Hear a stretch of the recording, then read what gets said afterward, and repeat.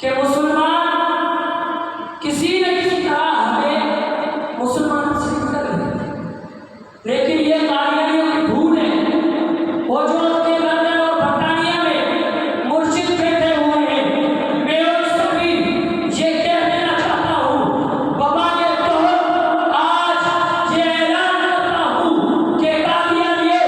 آؤ مرزا غلام احمد قادیانی کی جھوٹی کتابوں پر لعنت بھیج کر پیشاب کر کے آؤ ہمارے محمد رسول اللہ کا کلمہ پڑھو،